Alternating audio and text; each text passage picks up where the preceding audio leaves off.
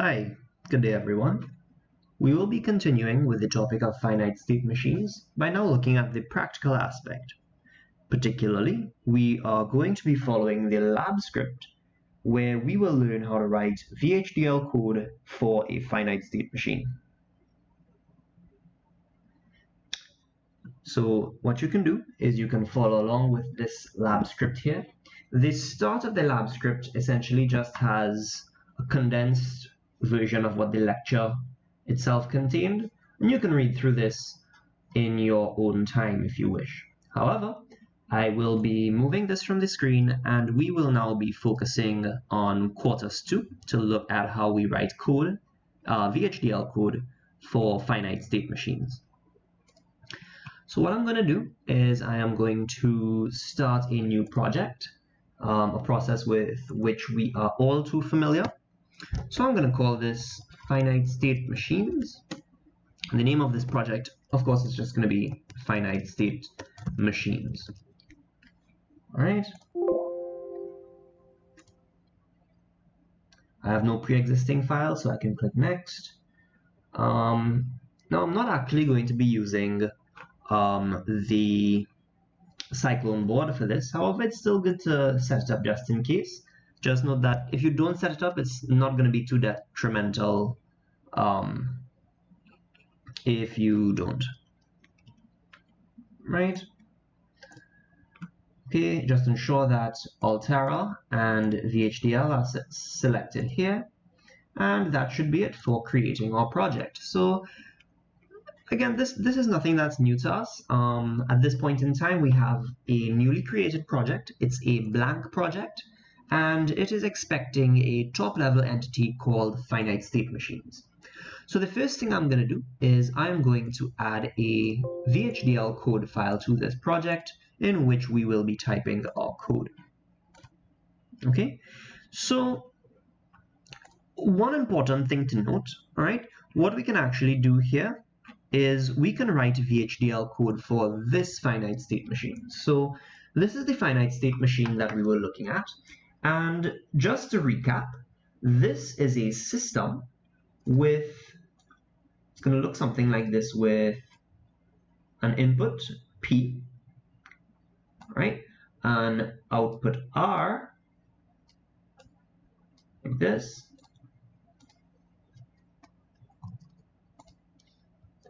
Okay, and this system is also going to have a clock signal.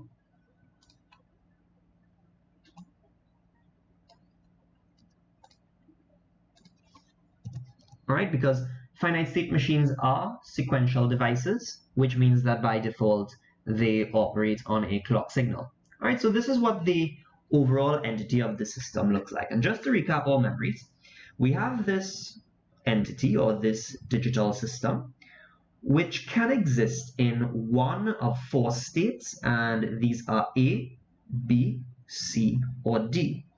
And it's only when we are in state D that my output R is high. Okay? All right. So let's look at how we can write the VHDL code to realize such a finite state machine. So the first thing we want to do is, of course, declare our packages. So we're going to have our library, IEEE. All right, pretty standard stuff.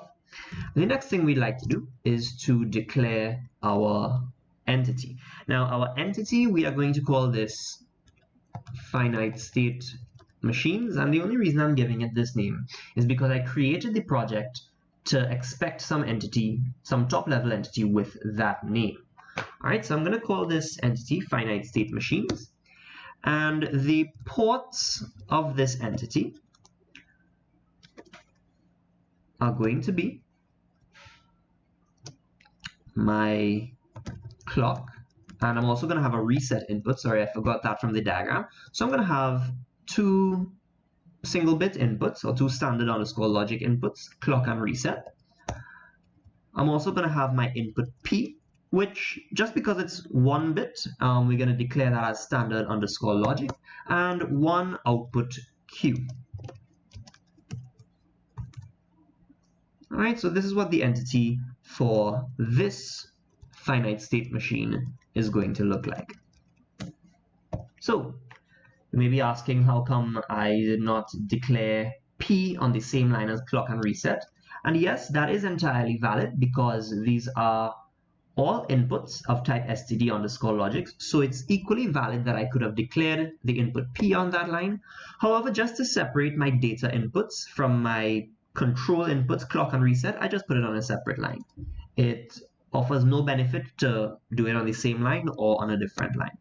All right, so this is essentially the finite state machine, this is essentially the entity which corresponds to this finite state machine that we had here.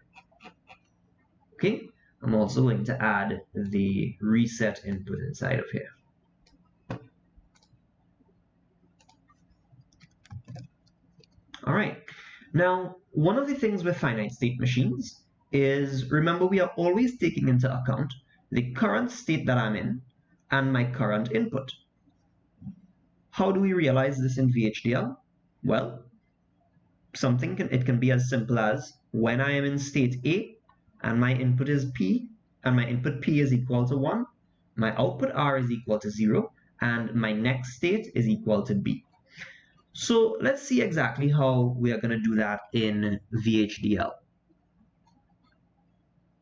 Okay, so what that means is that now we are going to go on to write the architecture of this finite state machine. Let me just increase the size of the font here so that we can all ensure that we're seeing everything.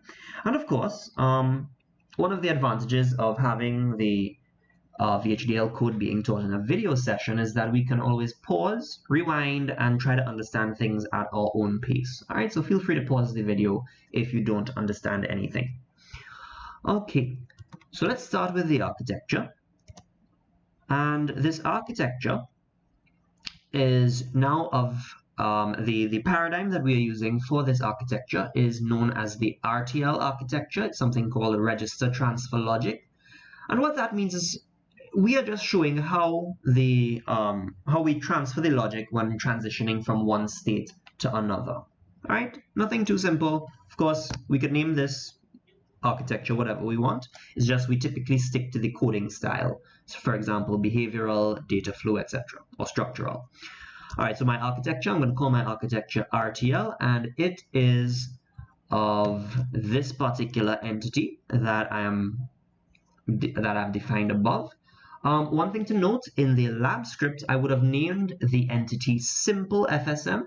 I just named it here finite state machines because I actually didn't look at the script before. So just try to follow along. Note that when we say finite state machines here, it's equivalent to me saying simple FSM in the lab script. All right. So when writing VHDL code for a finite state machine, one of the first things that we need to do is to define a new data type that is going to represent the state. All right, and this is one of the most important things when dealing with VHDL code for finite state machines. So the first thing I'd like to do is to define a new data type for the states in the FSM. Okay. Now we know that the area before the begin keyword in the architecture is usually where I would declare my signals, I would declare my components, etc. Well, another thing we can do in this area is to define data types that we may want to use in this code. All right. Now, what do we mean by data types? We know that we've encountered multiple data types so far. For example, standard underscore logic, standard logic vectors. We've looked at integers and bits, etc. And us defining a data type essentially allows us to create a signal or a variable of that user-defined data type. I can do this using the keyword type. Right, that's as simple as it is. Much like how I would define or declare a signal using the keyword signal, I can define a new data type using the keyword type. I'm going to give my data type the name state with a capital S. All right, I'm going to call it state. And I'm going to say type state is A, B, C, and D. And what that means is I have just defined a new data type, state, and any signal of this data type state can exist or can contain one of these values A, B, C, or D. For example, in the standard logic data type, if I have a signal or a port, for example, clock, I know that clock can take on any of the values that the data type standard logic holds. For example, 0, 1, Z for high impedance, U for undefined, etc. Okay? Likewise, any signal that I create of type state can have the values A, B, C, or D. And those, of course, correspond to my four states, A, B, C, or D. So a nice rule of thumb when we are writing VHDL code for a finite state machine is to first of all create some data type called state, and in brackets here after the keyword is, we are going to list the names of all of our states there. All right. The next thing I'd like to do is to actually define a signal called state, which is of that particular data type state above there. All right. Now, I'm calling this signal state. It's of data type state, which means that it's not, it could get a little confusing. So what I'm going to do is change the name of this data type to state underscore type. All right. So just to recap, after changing this, what the code currently does is I am declaring a new data type called state type, and any signal of type state underscore type can have the values A, B, C, or D. For example, my signal state has been defined of this data type state type, and you'll notice that it follows the same syntax of declaring any signal. And what that means is state can either be or either contain the values A, B, C, or D. All right, and that's basically it for this section of the architecture for FSM code. So let's go on to the actual body of the architecture now. Remember that our finite state machine is a sequential system or a sequential piece of logic. And we know that when writing VHDL code for sequential design, we need to use a process. All right. Now this process is going to be sensitive to my signals clock and reset. Okay. Remember, your process is also going to have its own begin and end keywords. All right. So the first thing I'd like to do is, and I'm just going to pull up the state diagram here. Just give me a moment. I'm going to look for the lecture just to see that state diagram that we are actually coding.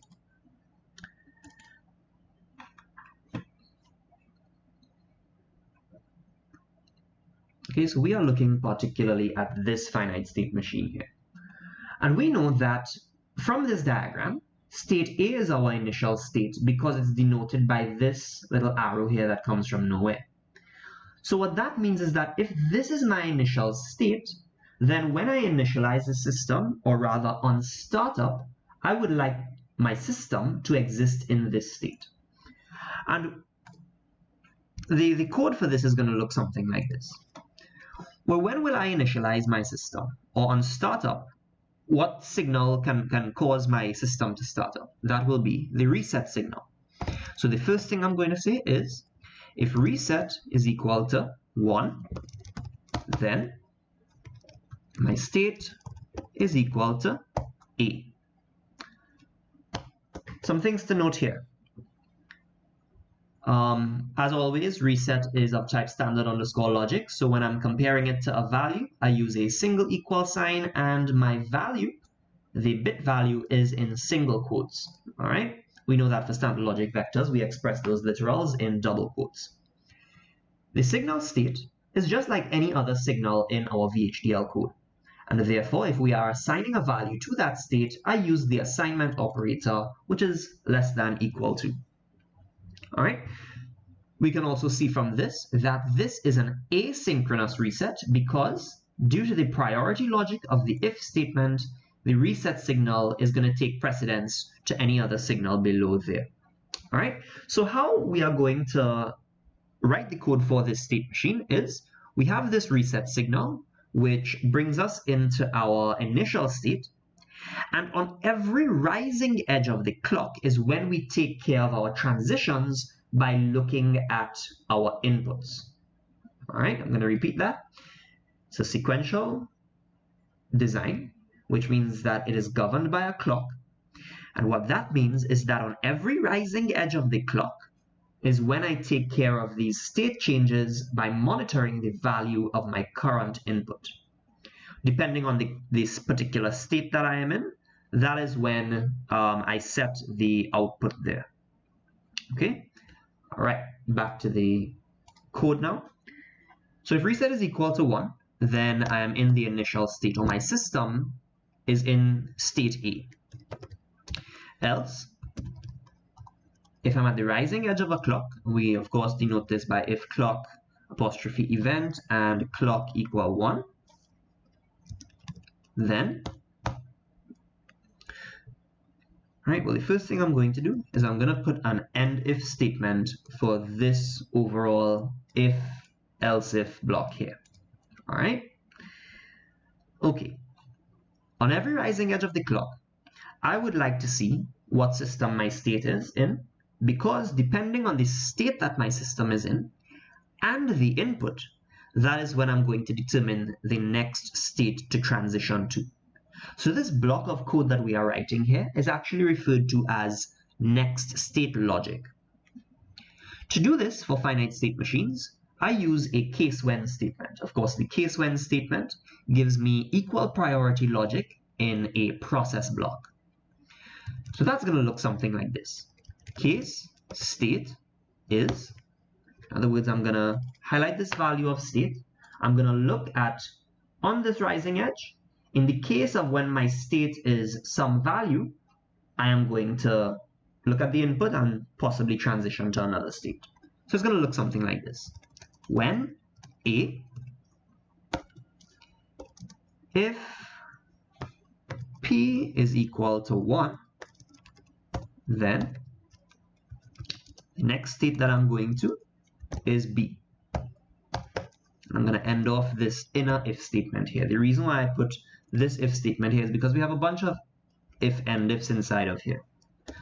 All right, I'm going to take care of the next case now. When B, in other words, when state is equal to B, in the case when state is B, well, what happens? If I'm in state B and my input is P, and my input P is equal to 1, I'm going to transition to state C. So we do that like this. When B, if P is equal to 1, then state is equal to C. And of course, I end my if statement. Likewise, when I'm in state C, if P is equal to 1, then my state is going to be state D. All right. Now, when I am, let me just put this end if statement here. Right. When I am in state D, I have two possible routes depending on the input. If P is equal to 1, I'm going to transition to state B. If P is equal to 0, I'm going to transition to state A. So how are we going to do that in code? Well, when I am in state D, if P is equal to 1, then the next state is going to be equal to state B. Else, in other words, if P is equal to 0, the next state that I'm going to transition to is state A. Now, when we were looking at case when statements, we know that it is good programming practice in VHDL to have some default statement, and that default case is denoted like this, when others. In other words, when the value of state is in any other value except A, B, C, or D, then I am going to default to my initial state. All right? I end off my case statement by saying end case. All right? And my end if closes off this outer if-else if block. And of course, my end process is for my process there. Now, we know that code inside of a process is sequential. In other words, it actually executes this code inside of the process block line by line. And we've said multiple times that if code is not inside of a process, that code is concurrent. What that means is that any code, if I were to have any logic outside of this process, that code runs concurrent or in parallel to this entire process. It is that concurrent statement in which we will determine the output of our system. And we're going to do that like this.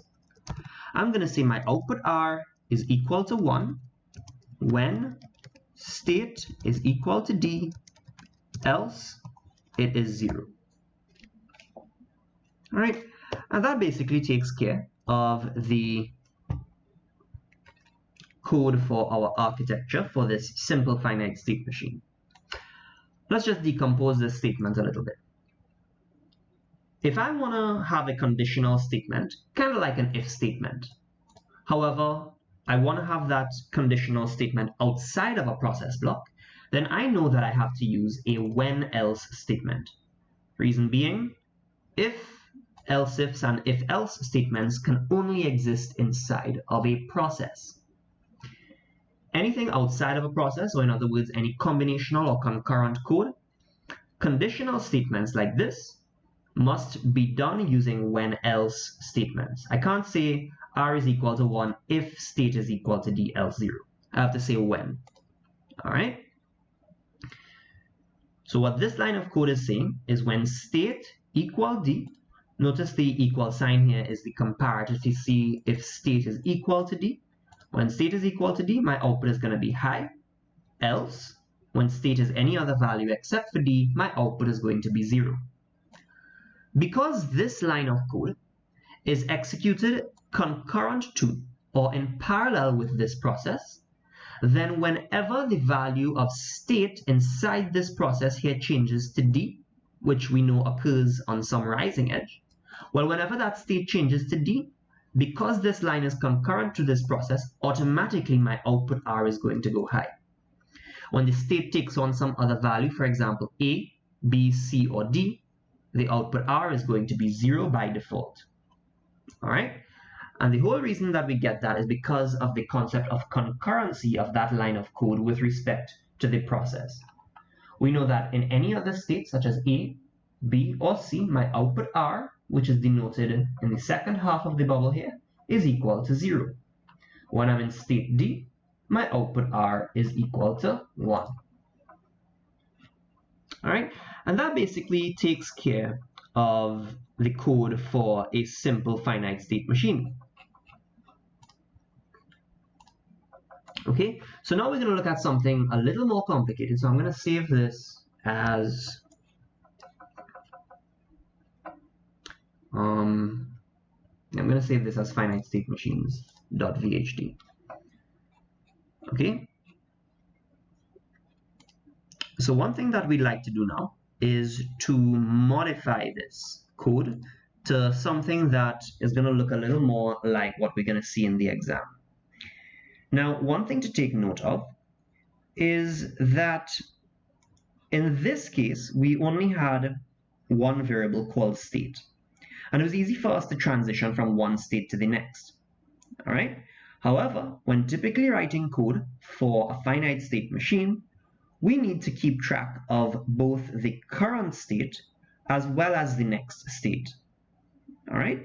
And this is just another way to write the code for a finite state machine. So what I'm going to do is I'm going to add another VHDL file here. just so we get the practice of typing this code from scratch.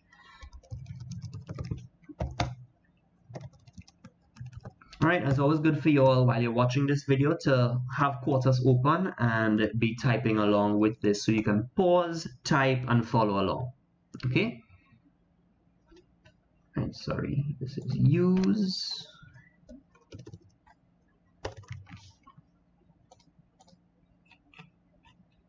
Yeah. The entity is still the same. I'm just going to call this one simple FSM. Alright? My ports are also still the same. I have my clock, my reset. These are inputs of type standard underscore logic. I have my input P, again, of type standard underscore logic. And I have my output Q, it's an output, again, of type standard underscore logic. Alright, so the architecture that I'm going to have for this now, also RTL architecture.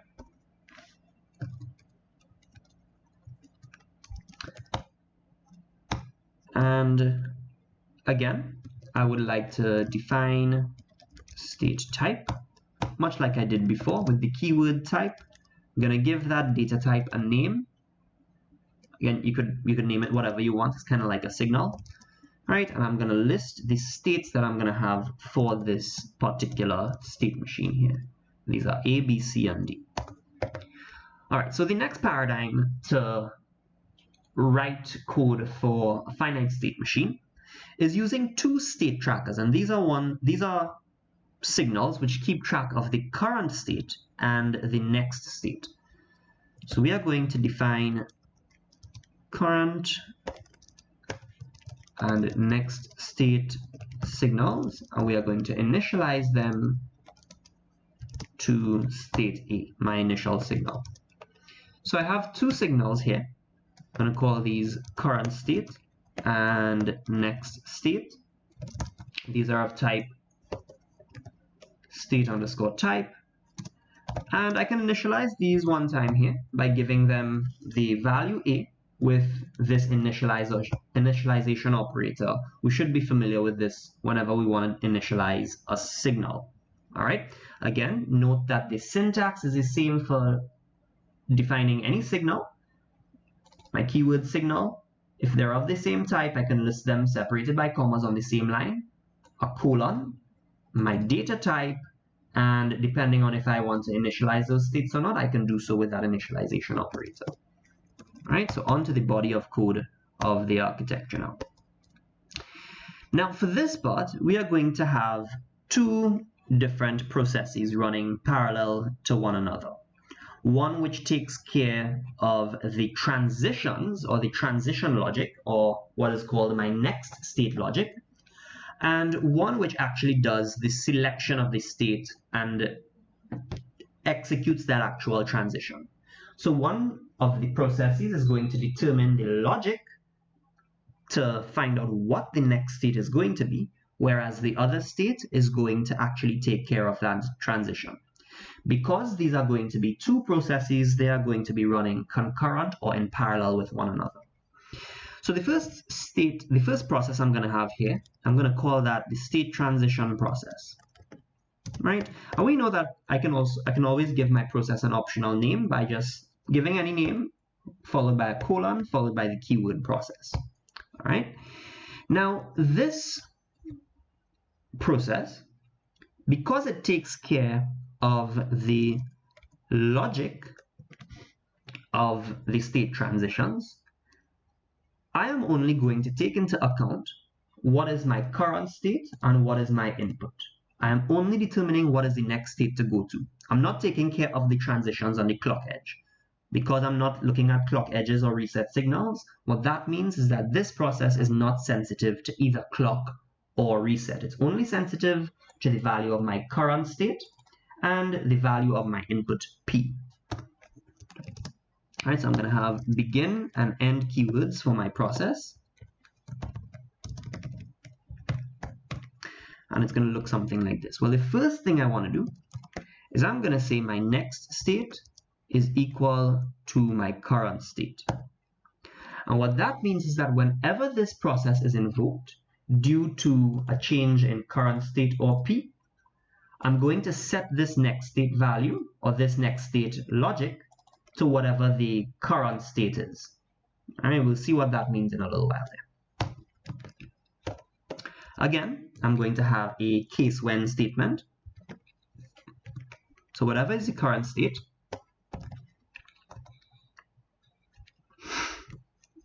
I'm going to say when I'm in state A, if P is equal to 1, then I know my next state is going to be state B.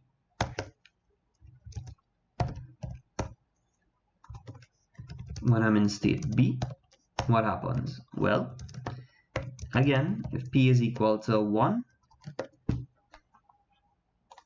right, if P is equal to 1, I'm going to transition to state C. Again, we're coding the same finite state machine diagram.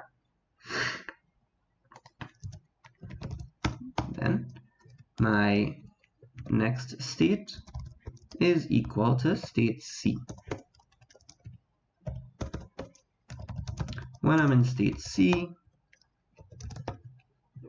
P is equal to 1,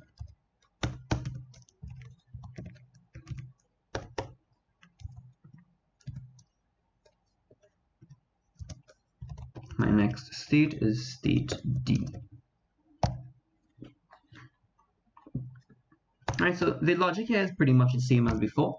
It's just that we are not actually taking care of the transitions. We have two separate signals that are going to do that for us. Okay, so if P is equal to 1,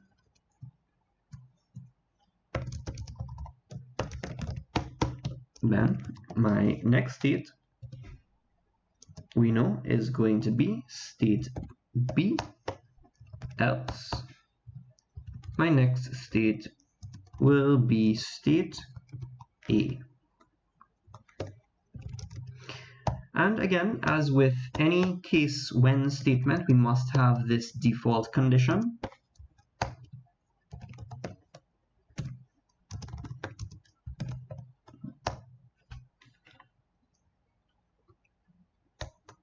Right, I'd like to end off my case statement here. And that takes care of this first process.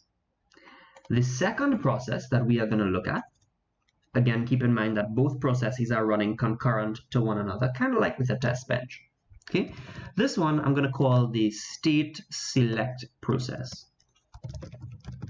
And this process is now going to be sensitive to my clock and reset statements. However, in this process, I'm not going to, what I'm going to do in this process is I'm going to use wait statements to take care of this logic. And we know that whenever a process has wait statements, we cannot have a sensitivity list, and vice versa. If my process has a sensitivity list, remember this is a sensitivity list here, when my process does have a sensitivity list, I cannot have wait statements in that process.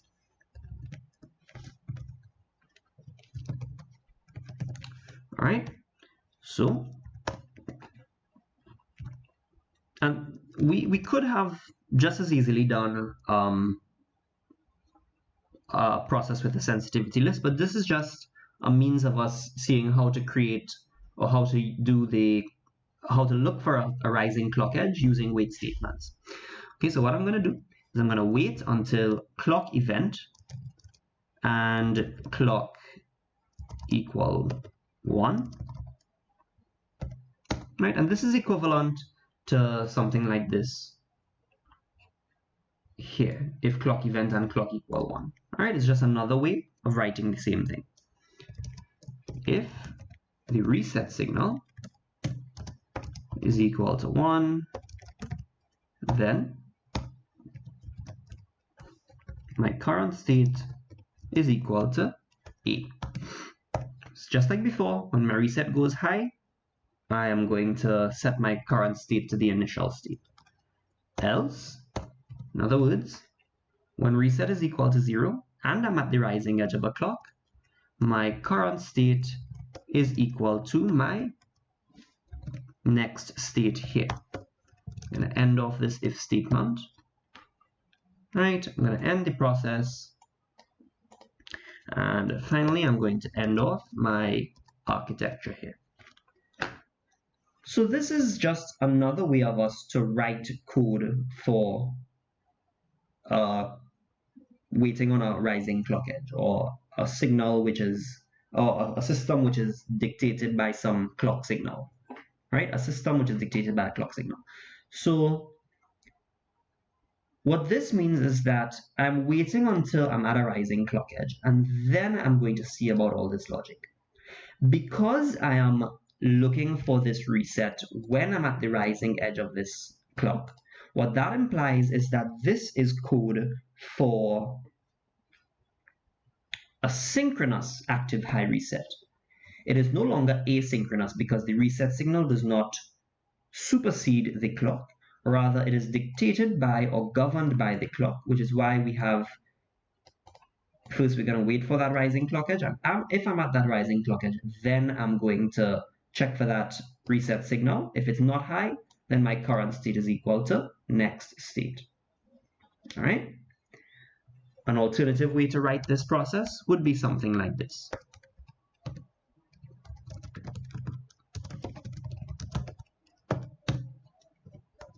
Right? And remember, we're going to go with, in this case, we're going to go with a synchronous clock signal. So I'm going to say, first of all, if clock event and clock is equal to 1, then I'm just going to put the end if for that if statement one time. Then I'm going to look at what is the value of my reset signal.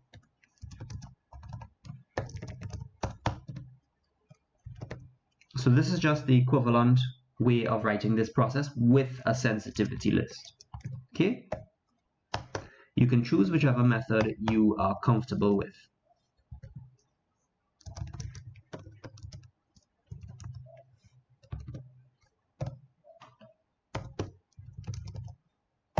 So, some things to note here.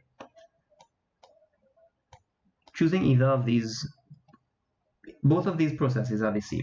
All right, so we're only going to look at one of them. So what I'm going to do is I'm going to comment out this one since we're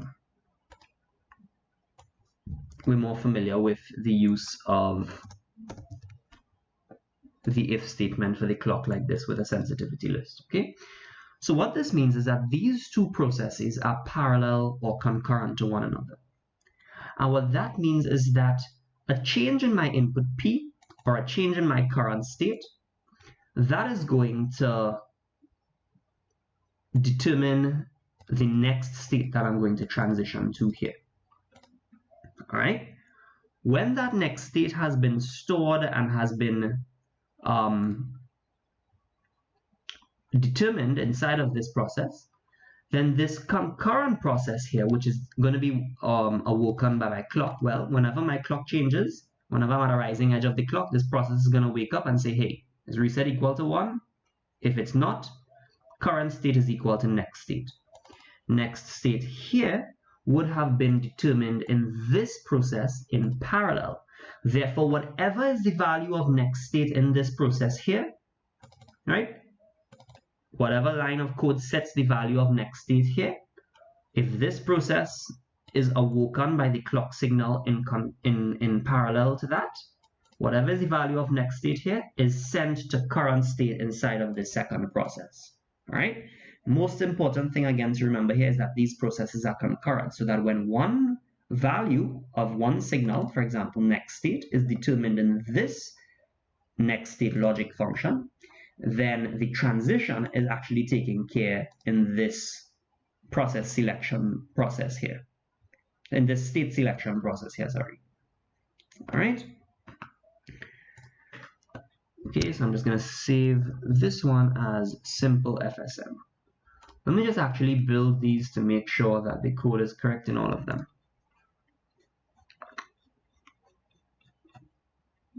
All right, I guess I had some errors somewhere. Let's see.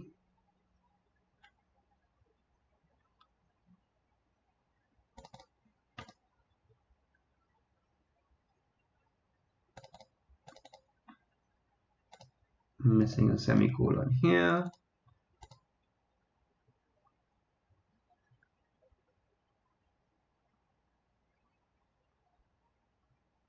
Clock dash event and clock equal 1.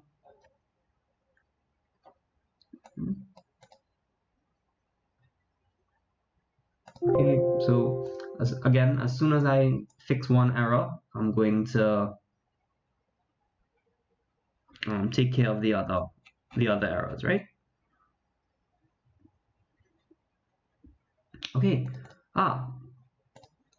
Object R is used but not declared. Sorry, this should be R up here. So that's a mistake. Just pay attention to that. Right, so that problem was I labeled this output as Q instead of R. Okay, A should not be in single quotes.